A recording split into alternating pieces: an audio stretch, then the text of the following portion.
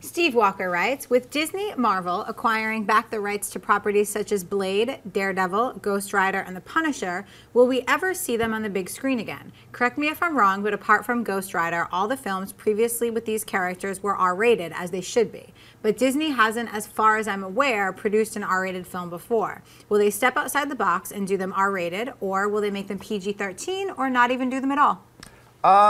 Well, just to correct something there, Disney has produced many R-rated films. Now, just like they produced Avengers under their Marvel banner, they're doing Star Wars under their Lucasfilm banner.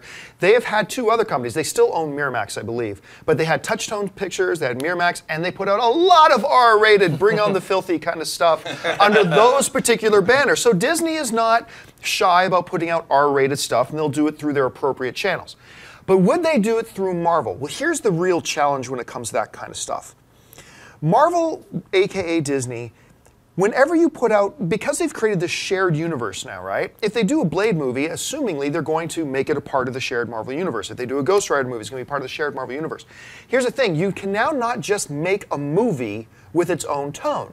You have to make these movies, since they're in a shared universe, that share the same tone as the other films. Because look, while they are different films, sure, the tone of Captain America, Iron Man, Thor, Avengers, they have one consistent tone, and that's a strength.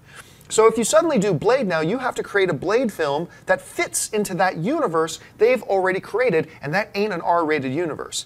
So I think there is a 40% chance that we will see Marvel/Disney produce Blades or Ghost Riders or whatever, but I think there's a 100% chance that if they do, it'll probably be in the PG-13 rated universe. And Christian, how do you see it? I agree with you, although I think that the movie you're going to see also in a PG-13, because if you look at the beginning of Iron Man 3, there's a very dark tone in there that they got away with. Yeah, it really did. Avengers had some dark moments here and there. It was fluffy for the most part, but they had some dark moments.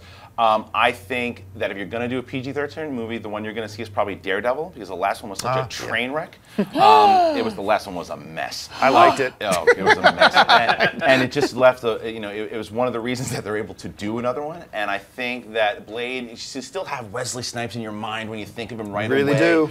And Daredevil, you're okay. And now the fact that Ben Affleck is Batman, you can get away with the fact, oh, he was Daredevil too, because you're just thinking of him as Batman. So I think Daredevil's probably the more realistic. Probably not going to happen. Dennis? Yeah, I mean, Disney, the one movie I think of doing R movies, they did Pretty Woman under the Touchstone banner. Right, so yes, Disney has done that. As far as doing those movies, I think the only one out of those three that would lose a lot by going PG-13 is Punisher. I think you can get away with the Daredevil. I think the first Daredevil was PG-13, right? Yes. If I'm not mistaken. Yeah. And Ghost Rider and I think Blade, I think you all can do PG-13. Punisher, though, I think it's part of his character to just murder criminals. So I think you can't get away with that one. They could create another brand, like a Marvel adult brand. I mean, they won't call it that because that sounds like a porn. In its own separate universe, separate from the Avengers universe. Yeah.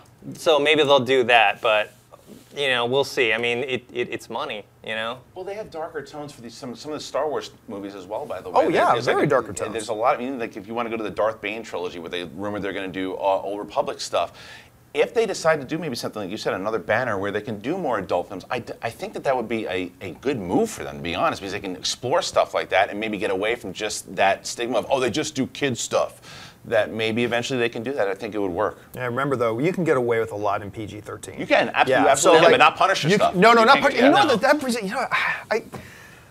I don't think that Ray Winstone version got, not Ray Winstone, Ray Stevenson. Yeah. I don't think that version got the love it deserved. I had so much fun.